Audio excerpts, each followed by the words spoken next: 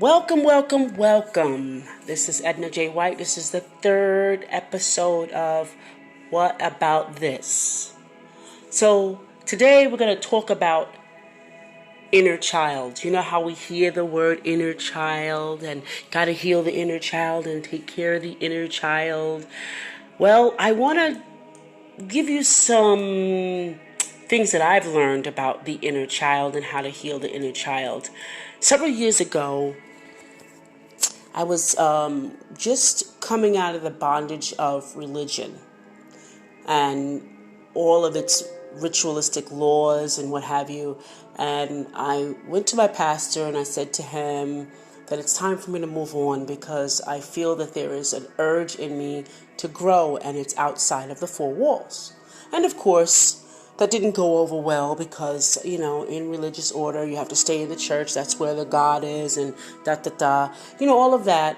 But still, I held to my guns and I said it very respectfully.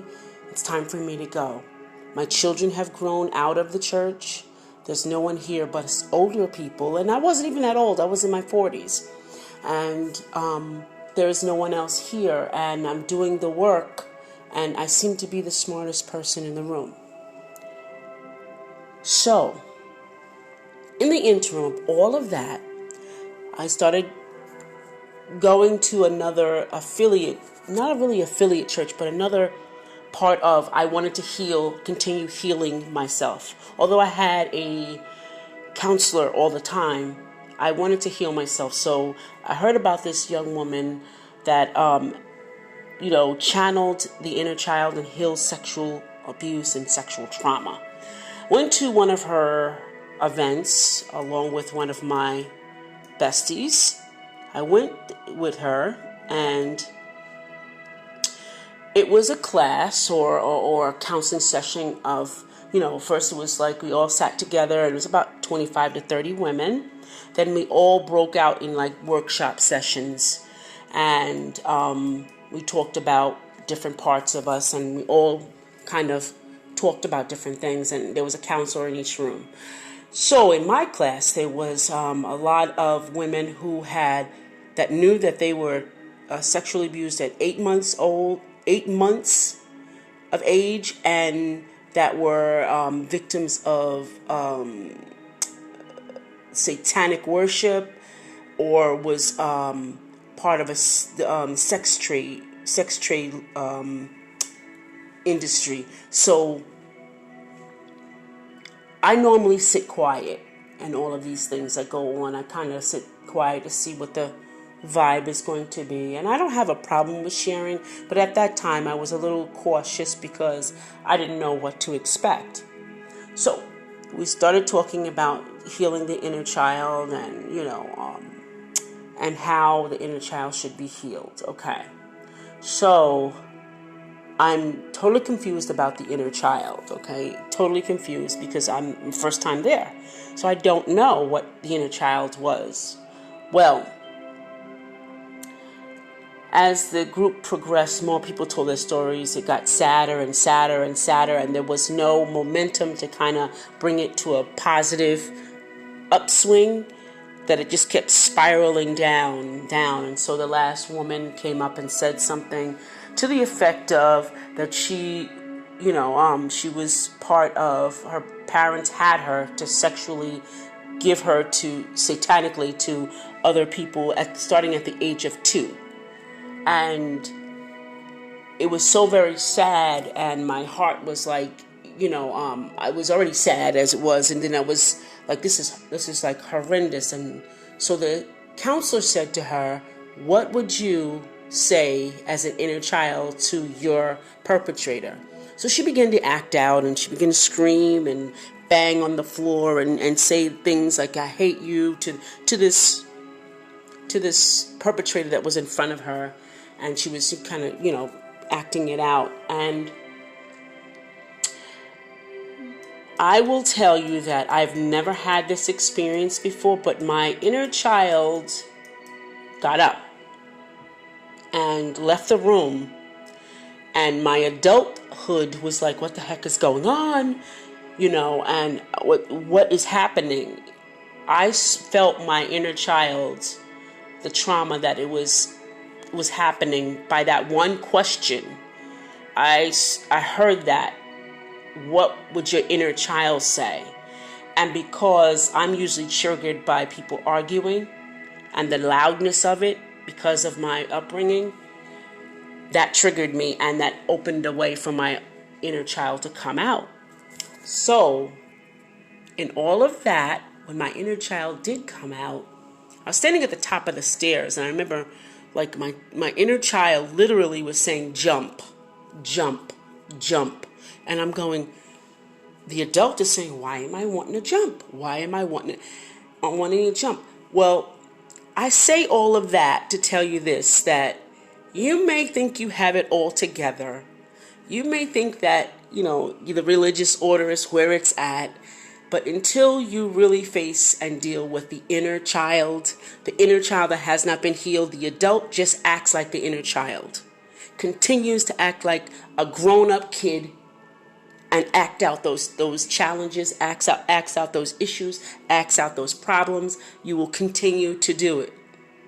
So you can tell me all day that, I forgave that person, they're dead and gone, and you're still acting out of the trauma. The inner child has to be healed. And how do you honor and heal at the same time? See, in that room where I was, there was no honoring the little child. See, my child wanted to jump down the stairs because they saw no way out, because I was in a room full of hopeless individuals that taught them not to swing up from that. They taught them total misery, bring them all the way down, but they never taught them to bring themselves back up. That's not honoring the little child. So I'm saying to you, out of my experience, I learned how to honor the child, feel what they feel, because I was at the end of the stairs and my friend came out, what's the matter? And I was like, I'm telling you, I feel my inner child wanting to jump down the stairs. And she felt it and she was like, oh my God. So I said, but my adult had control of it. My adult started to say, calm down. It's all right. And I began to honor my inner child the way that no one else could. And my friend, she kind of grabbed me by the shoulder, hugged me a little bit, and she agreed on whatever I was telling my inner child, and I calmed down after a while. But honoring that child, not like, reprimanding it for feeling that way, or reprimanding it in your inner child for, being ashamed to be that way, is a gift. It's a gift to you, a self-care act to yourself when you heal your inner child. Have you ever wondered why you made really poor choices and you didn't honor yourself in relationships, or you thrown yourself under the bus at work? You're always like, well, why did I do that?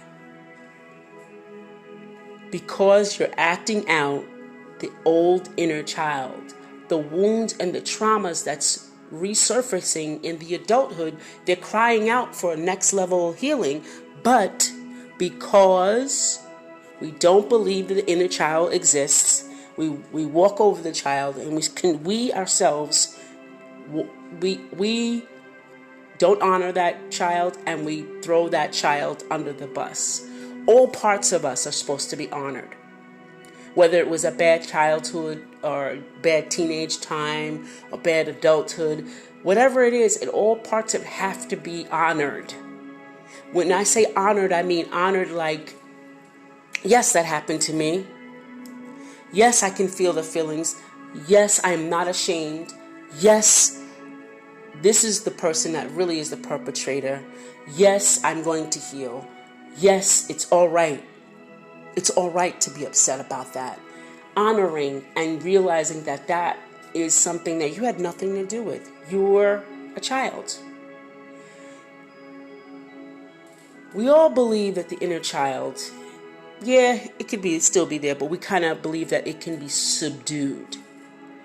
We can subdue the personal memories by forgetting about them or trying to forget about them, but then they end up coming back in your dreams or end up coming back when you get emotional.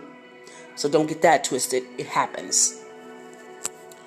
We have to get in touch with that inner child to find out what it's craving right now so it can stop acting out and self-sabotaging the ways that you're doing to get attention. So a lot of our behaviors, we don't believe that they're self-sabotaging or they're attention seeking. They don't believe that. If you are always wanting to be the one to save everybody but don't save yourself, guess what that is? Self-sabotage. It's your ego being stroked, not for high power or anything, but it's something that you did not get. So your ego wants it. It craves it, so you do it. For people who say that they don't worry about the money because it's about helping people, no, it's not. That's your ego speaking, and everyone should be paid their worth. Everyone. We hear this thing about, oh, you're worth a lot. Well, you are worth a lot because, let me tell you, take apart your body parts, your liver, your kidney, your lungs, your heart, your muscles, your bones, your bone marrow, your blood. Take that apart, and I guarantee the medical field will give you millions of dollars. So you're worth something. And that's not even counting your brain. Okay? So when we say that we're worth something, we are. So how do we start to heal and honor our inner child? We identify what you wish you had more of as a child. The things that you didn't have as a child, you want to give to somebody else. That's how you know that's what you didn't get. The things that you get so immersed in and you can't get out of, and you're concerned about it when no one else is concerned about it, you can't sleep, that's what your inner child is missing. Whether you had an idyllic childhood or a very challenging one, something in between, or even something in between, we all have childhood wounds. We all do.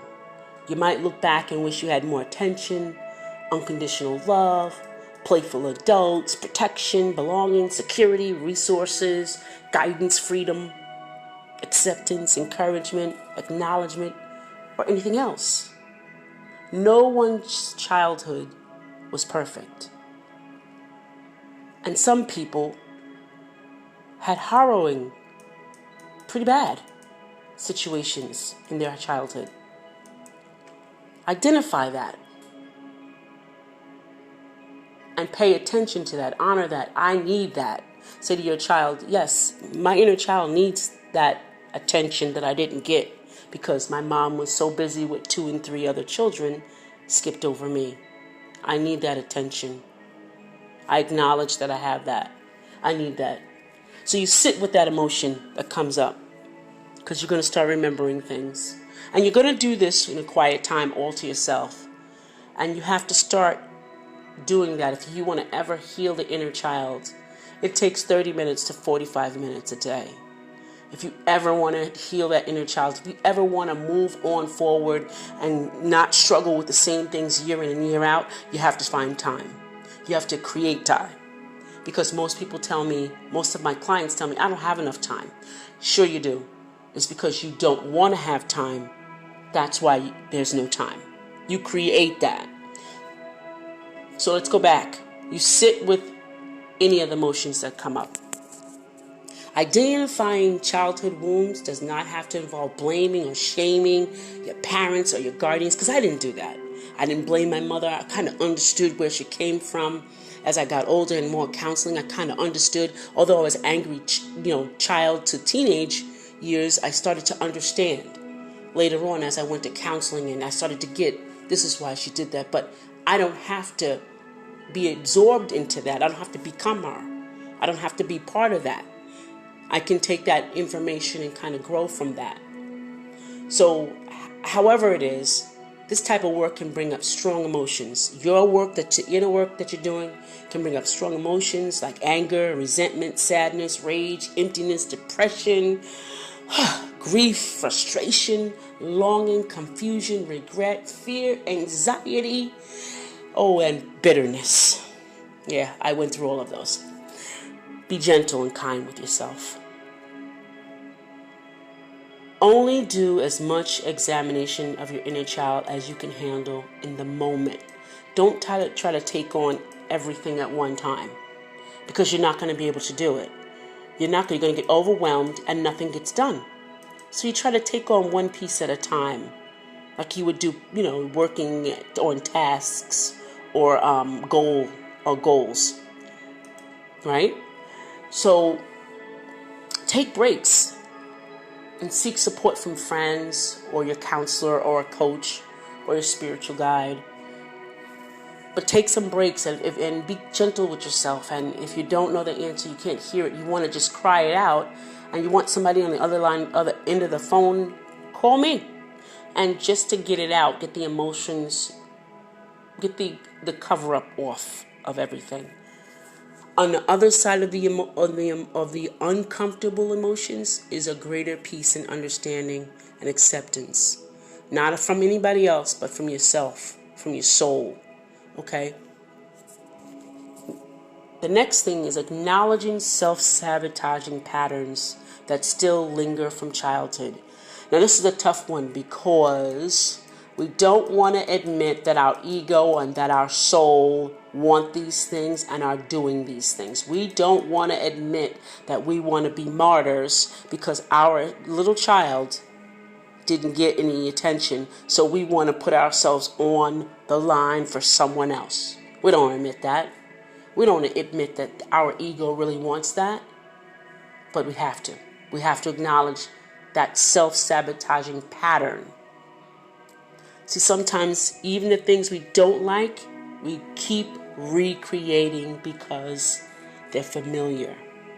And if you know me, you know my famous line, familiar means family liar. If you abandon issues from childhood, you might sometimes choose relationships, both personal and professional, where there's a good chance the other person will bail on you. Well, trust me, I know, because I would always choose men that were emotionally unavailable. They were loving in their own way, but emotionally unavailable. Why? Because I was emotionally unavailable, because I could not commit, because I was waiting for the other shoe to drop. I was always looking for something that's wrong in them that's going to come surface up. I was always unsure about myself because I wasn't worth it, so I was choosing they're not worth it people. I was choosing people that were because I was not healed. Or you might even project the fear of abandonment onto people who really deserve a chance to be in your life. So if you get with somebody, you abandon them. Yeah, I don't want that. When they really deserve to be in your life. You're pushing away something good because it's not familiar, and you're pulling something that's familiar that's not good. So simple awareness of negative childhood patterns recreated in adulthood can do wonders to shift these patterns, I'm telling you, and create something happier. We all recreate unhealthy patterns from childhood. So if you discover one, forgive yourself and then move on. Don't stay in the pattern too long. Forgive yourself and move on. Okay? We're talking about the inner child, how to honor and heal. And you see, all of this is all things that you can do, and they're all in the upswing. They're not all that they all come bring you down, but they bring you back up once you are there. Give yourself today the things you wish others had given you in childhood. I didn't say go out and ask somebody or go out and get somebody to give you those things. I'm telling you to give yourself those things today. The Bible always talks about return to your first love. And people always say, that's God. As a child, you know yourself first. So how can that be? God is inside of you and you don't even know anything about that. You have no consciousness. The first thing that you know is you. That you're mindful of you. Your hands move, your eyes open, you're mindful of you. And you see things, you're mindful of you. You breathe, you're mindful of you. That's your first love. Give yourself today the things you wish others had given you in childhood. One of the difficulties of childhood is that we largely rely on others. See, when we are relying as adults on others a whole lot, that means we're still in childhood. That means that inner child has not been healed. We can say it all day. When we rely on other people to make us feel good, to make us feel happy, that we can't do anything without them, we rely on them. And that's childhood behavior. That's not adulthood. If finances and stability were an issue for you growing up, well, you better prioritize those actions, those steps that create more earthly resources in your life. If you were invisible as a child, pay attention now to your own needs and desires. Cultivate relationships with people who celebrate you as unique and special that you are, and feel privileged to interact with them. And let them feel that same way. They are happy to be interacting with you. I'm telling you, when I turned off the fact that I had to succumb to everyone else's ways or to be, comfortable with everyone else, boy, did I change. Because even when people were upset with me, I didn't see that they were upset with me. I was my genuine self. I was my authentic self. Because a child, even if you beat them up tomorrow, they'll say, that's my friend. That was my authentic self. That's my authentic self. And I cherish that day, all those days. I cherish those things. I cherish where I am right now on how I learned to honor myself, honor my inner child, and to heal it. So now I'm going to talk about a part that's kind of a little iffy around like a lot of religious people and some other people maybe. I believe in angels. And I believe that all of us were assigned angels at some point. I say call in your angels for a sense of unconditional love and support. Let's just say your angel was your dad or your brother. For me, that's who they were. And my grandmother, okay? Call them in for their strength. I know that a lot of psychic intuitives, they see angels walking around, because I even had someone read my angels that were around me long time ago. See, they do have limits on what they can and cannot do to intervene, just like God does. God doesn't intervene. God speaks to the universe. And according to what your energy is and what you're believing and what you have faith in and what you speak and how you feel, it happens. You're the creator. You're the creator because God is that energy inside of you already without permission. You don't have to ask for it. It's just there. You know what I mean? It's just there. So calling in the angels, develop a closer relationship with, if your dad was not there, like my dad was not there until my later years, and he couldn't help me. I called him in to help me when I was triggered, because his strength I knew would help me, and his advice would help me. So develop a spiritual connection. I'm not talking about, looking into the sky and seeing that God's everywhere. The spiritual connection is inside. It's internal. It's been there. It's an internal dialogue. The spirit is the internal dialogue. Your soul just believes that. Your soul is everything that you're made of, everything that you think of, however you act. That's your soul. The things that you can do, that's your soul. But your spirit is that connection, the guiding force, the navigator in your life. See, if you apply that to all the things that we just talked about, it'll navigate you through adulthood. You don't have to ask a soul, another person, another preacher, or teacher, or priest, or Buddhist, or guider, anyone. You don't have to ask anyone about how to heal yourself. All they're going to tell you is what is already known, even by you. I implore you today, and I thank you for listening. Look for me on Facebook, facebook.com, Edna White Coaching.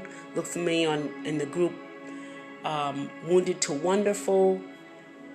Email me at ednajwhite11@gmail.com. If you have any questions, you want to talk about something, I'm available to you. This is Edna J. White signing out of What About This?